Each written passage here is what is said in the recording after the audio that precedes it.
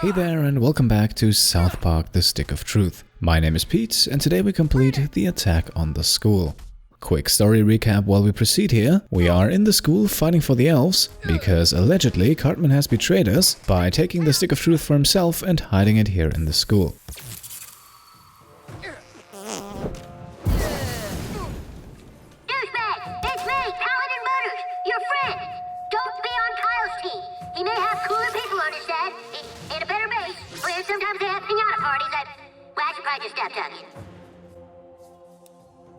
If I'd only brought my fife, I could have made that rat dance for us. Now, whether or not the whole thing about Cartman's betrayal is true or not, that is something we will find out in this episode. But first of all, we need to fight our way through to him, and that is still going to take a while.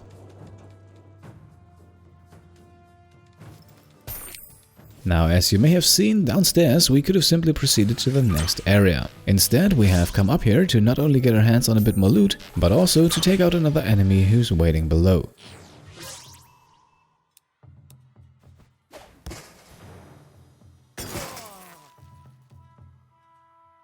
And with him out of the way, we can now climb down, and please don't ask me how Jimmy is doing that, and then we can head one level further down into the basement.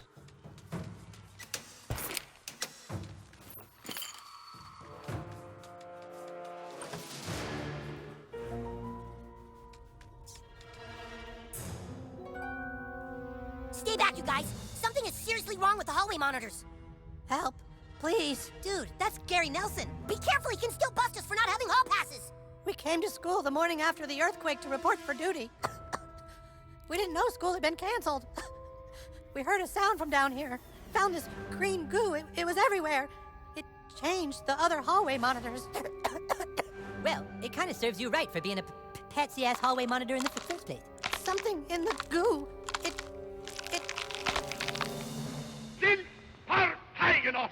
Ah!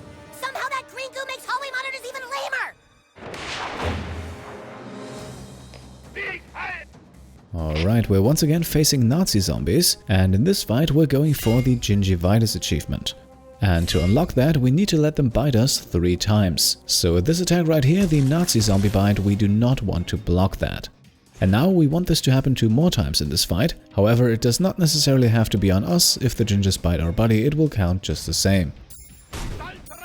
Also important to note, the 3 bites do not have to happen in the same fight for the achievement to be unlocked. However, this right here is still one of the easier fights against Nazi zombies, and can therefore safely be dragged out for a while without the risk of losing it. I am Stan Marchwalker, brother of wolves and badgers. We want to block the touch of the ginger and also every other attack in this fight, because one of the negative downsides of getting hit with the Nazi zombie bite is that it gives you the grossed out status effect. And when you're grossed out, you cannot heal. So a low health bar, which can normally be cured quite easily, becomes very dangerous when you're grossed out, and therefore we want to block as much damage as possible.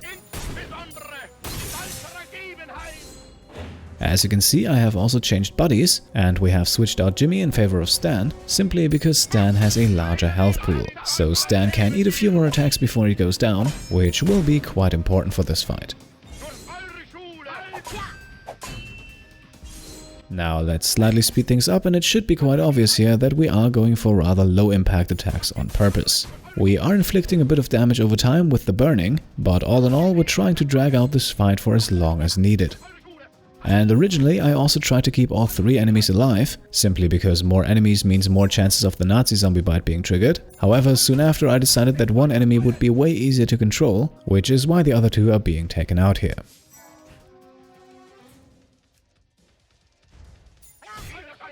Then we get hit with Nazi zombie bite number 2, so only 1 more is left, and the main challenge now becomes to not accidentally kill the enemy. And I try to achieve that by constantly hitting him with the left click melee attack, so not the power attack, which deals a bit of burning damage every round, but apart from that is more or less harmless. With Stan then we sadly had to screw up on purpose, as Stan doesn't really have a low impact attack, and so for his attacks I simply didn't click at all.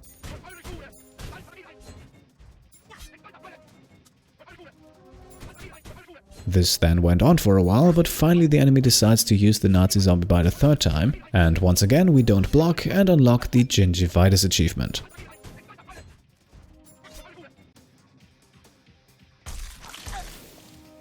This means we can now also end the fight, so we're switching to a more dangerous attack with the Sling of David.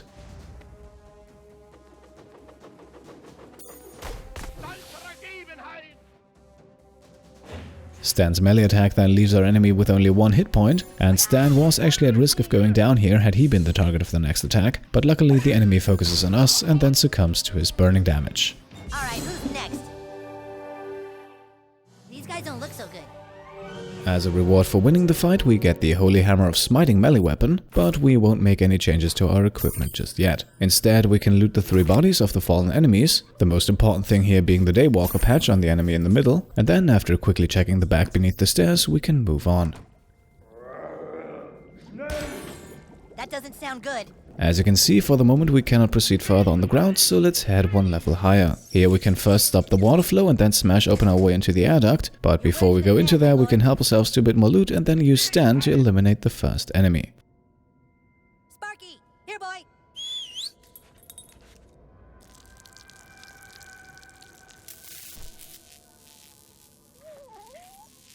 For enemy number 2, we now want to head into the air duct, and popping out on the other side will take out this guy as well. Then with the third and last enemy, I think you can already guess what's about to happen. First of all, we want to shoot open the electrical box here, and then, while he's still close, ignite the flame with a fart, which causes an explosion and clears the area. And with all of that taken care of, we can now head back down and look what these guys have on them. Look at all that green gooey stuff. To get past the electricity on the ground, we need to shut down the generator in the back. However, if we flip the switch here, the electricity will only be temporarily disabled. To shut it off permanently, we also need to use the switch between the 2 bodies here. And now we can begin looting and help ourselves to the second piece for the Necromancer outfit. In the last episode we already got the Necromancer gloves, here we now get the robes, and a bit later in this episode we will also get the hood. Up next, we make a quick stop in the boiler room, where we can not only get a bit more loot, but also fight the 5th of 6 creatures for the Big Game Hunting with Jimbo side quest. So, this right here is the mutant bacteria. Not terribly difficult to take out in my opinion. That is if you hit it with as many damage over time status effects as early as possible. As you can see, the bacteria has a pretty high health pool, and it also has constant health regeneration, which could turn this fight into a very long one if you're just using simple attacks. It is also a good time to be introduced to Stan's way of the sword attack.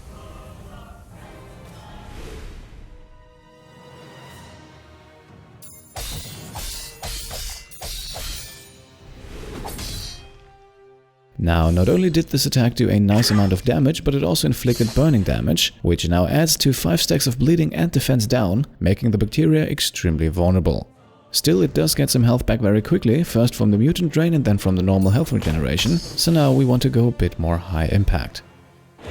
A very good side effect of our Sling of David, by the way, is the Pissed Off status effect, which prevents our enemy from using any kind of special attacks. That means as long as it's pissed off, it won't use the mutant drain, and with that we have effectively removed one very important source of hit point regeneration. And we can now simply continue to use the Sling of David and Stan's normal melee attack, and sooner or later our enemy will eventually go down.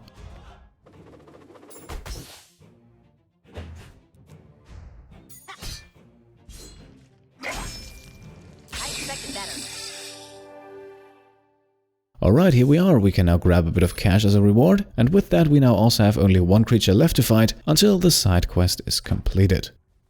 For the moment though, we can once again check for loot beneath the stairs and then head back up to continue.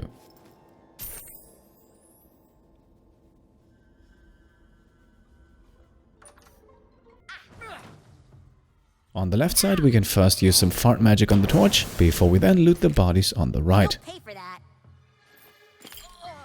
Douchebag, if you're listening, I know you've been tricked, but I forgive you.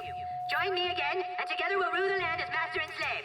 And after Cartman makes a very compelling case here, we want to make sure that we switch to the alien probe before heading through the next door. Get ready. Because right here we want to immediately teleport up to the balcony. Otherwise, that flaming catapult that Butters is operating, that will be aimed directly at us. Hey, if we stand by that barricade, he might miss. Now we want that to happen, but on the other side. On the other side we can then rope down and stand close to the table that is used as a barricade, which will eventually cause the humans to set their own defenses on fire. You'll regret this. One fart to get rid of the barricade, and then we once again jump into a fight. Nice work, dude. You'll pay for that. Come on, let's do this. Now the catapult also did some damage to us, so we will start things off with a health potion, and then because we have a few shielded enemies in the group and want to inflict a bit of damage over time, we will start things off with the broken bottle.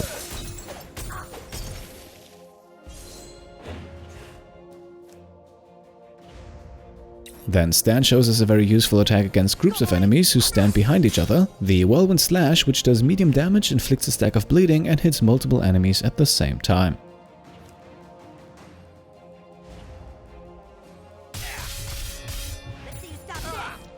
From here on out, things are rather straightforward. The first enemy already falls to his bleeding damage, and the other two fall shortly after, thanks to a well-timed Sling of David. That could have sucked a lot worse. Oh no, the lobby is falling. Not only can we now get a bit of loot, but Kyle also rejoins the party. Good work. Douchebag, man the catapult and let our guys in the front door. Everyone fall in. And now we're using the enemy's weapons against them, as we use the catapult to ignite the barricade in front of the main entrance. Use your magic to open the front door. And as we've learned, everything that burns can be blown up one way or another. Okay, now through the main door, before they can regroup. You take point, we'll rally behind you.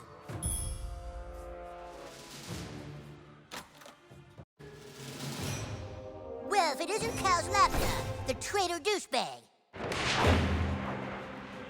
So, boss fight time, and not the last one of the episode, as we face off with our former companion Butters. Now Butters is heavily shielded to begin the fight, but the broken bottle quickly takes care of that, and then Stan marks him for death, and we once again witness the way of the sword.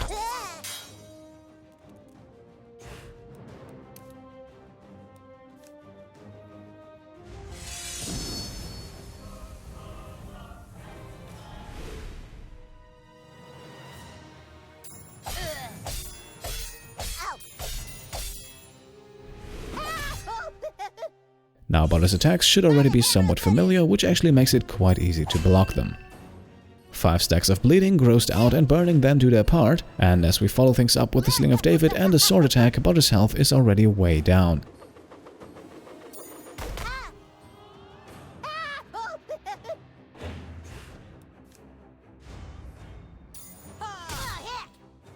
Now, as a paladin, Butters of course has the ability to heal, and he uses that right here, regaining not only a decent amount of health, but also removing all debuffs. And so we continue just like we started, inflicting grossed out and bleeding damage once again.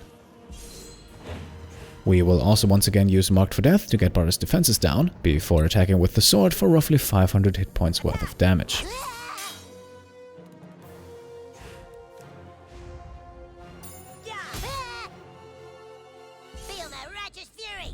The Hammer of Storms gets successfully blocked, but still does a moderate amount of damage, not as much however as Butters himself suffers from his status effects. And with that we already witnessed the final blow. Nobody likes that could have sucked a lot worse. I don't feel bad about beating up Butters. With Butters down, we can now loot not only his but also 2 other bodies, but his is of course the most important one as it drops the Hammer of Storms. And once we have everything, we can go 1 level higher. Here we want to first head into the back, where we could get a health potion were we not already stacked full, but there's also a locker that we definitely want to check out, as it has some cash and some face paint for us. And now we once again trigger a fight, helping out one of our companions in need. Rangers do not fear death. And actually, yes, let's use a summon in this fight. We have only used Mr. Kim in the past, so how about Mr. Slave? Ooh, this could be kind of fun.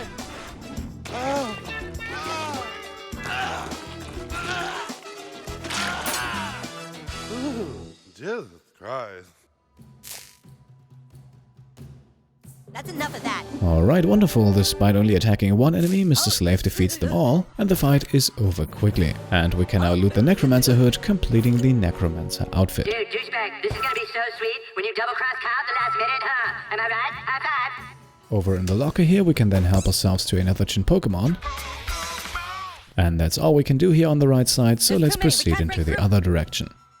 Here we have 2 more enemies to loot, but none of them hold anything spectacular. So up next we can once again help out some of our overwhelmed elven friends. Don't be starting shit with us. This time we won't use a summon, but the fight is easy enough as it is. We start things off with the Sling of David, hitting both enemies for high amounts of damage. And then Stan follows things up with his Discus of Might, which bounces back and forth and takes out both opponents.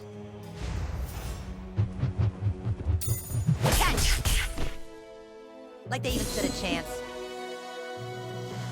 The experience points from this fight cause us to level up to level 12, and we also make friends with the kids we just saved, pushing our total up to 71 and unlocking another perk.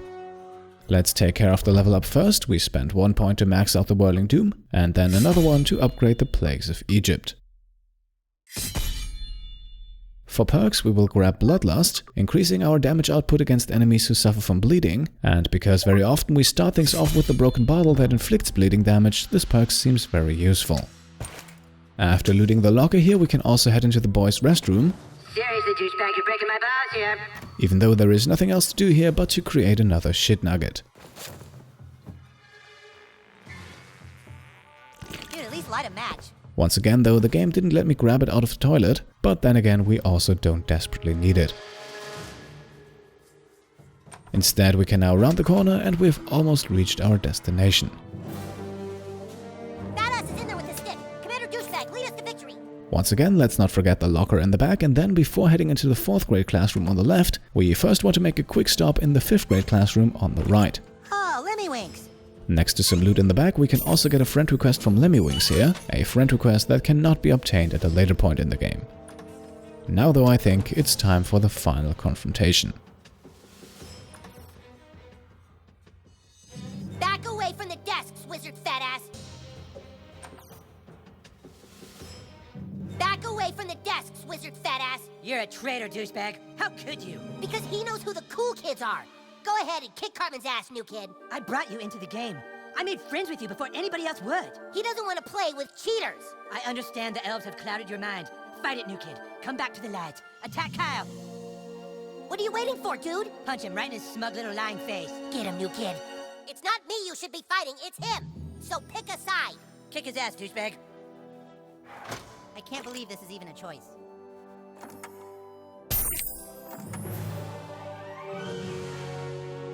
Douchebag is a double agent, you dumb elves. He's been working for us all along.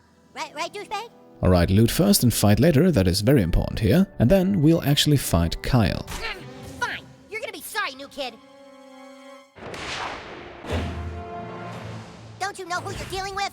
Now, why did I do this? This is actually the only point in the game where we have mutually exclusive achievements. There is one for defeating Kyle and one for defeating Cartman. We want to get both, and that means we sadly have to save and reload once. So we'll first get the one for Kyle and then fight the guy I actually wanted to fight in Cartman, from where we will then also proceed the storyline. Now, provided you can block all of Kyle's attacks, the fight isn't too hard. With bleeding and burning damage, we have already put the pressure on, and we can now follow that up with the Sling of David for high damage, and shortly after, Kyle's final attack triggers.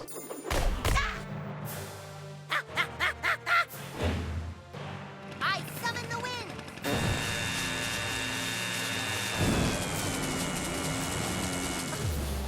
Alright, and we outfarted the Leaf Blower, unlocking the KKK Hero achievement for defeating Kyle in combat.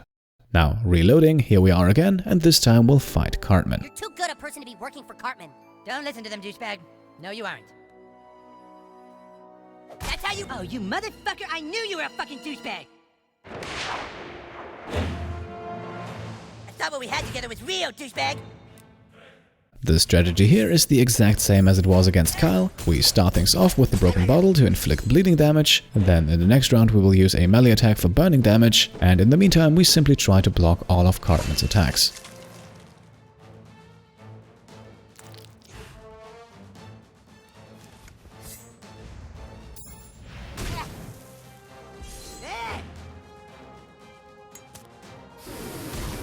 Well, that didn't go quite as planned here, but still we're up next once again with the Sling of David, and in a moment we will witness how Cartman wants to defeat us.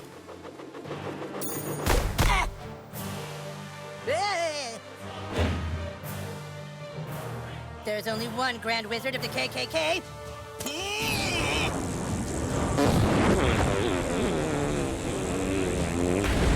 Remember my companion. Alright, we win the fart off and unlock the Elven Hero achievement, and now let's see how the story proceeds. The evil wizard has been defeated. Great job, new kid. Goth kids, take the stick from inside his desk. Victory is ours. Hey, wait a minute. Our desks don't have insides. What? Desks at this school just have tabletops. But Twitter said that... Look over here. This desk has writing on it. Check my locker. Whose desk is that? That's Clyde's desk.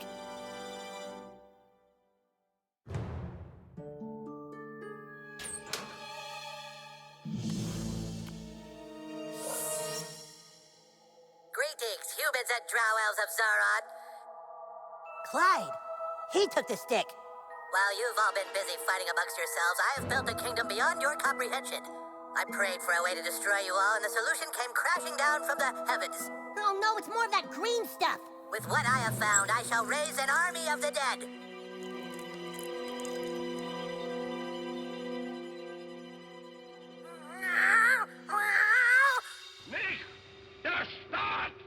I shall raise an entire army of darkness and kill the earth. Clyde, but why? I banished him to be lost in space and time, and now he's all pissed off. So you see, fools, I control the stick and the future of the earth. Clyde, do you want a sandwich? Not now, Dad. I'm making a Ruler of Darkness video. Whoever controls the stick controls the universe. And my first deed is that I hereby denounce the human and the elf kingdoms and strip both kings of all their power. Motherfucker!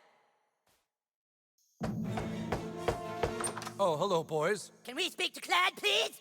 Oh, Clyde's out playing in the backyard with his little friends.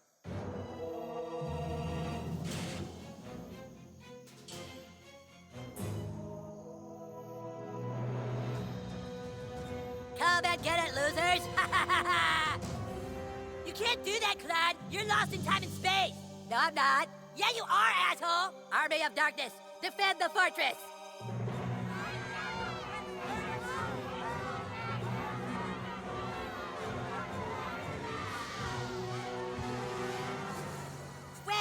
Craig, you're on my side! You don't have authority anymore. The Keeper of the Stick said so. This can't be happening. God damn it, I have fucking authority! Sorry, warriors and wizards. I'd love to invite you into my Fortress of Darkness, but I'm afraid you're too late. Too late? What do you mean we're too late? There you are, Butters. Do you know what time it is, mister? It is way past your bedtime. Oh shit, it's past our bedtime? Dude, I'm gonna get it! Clyde, it's past your bedtime. Okay, coming, Dad.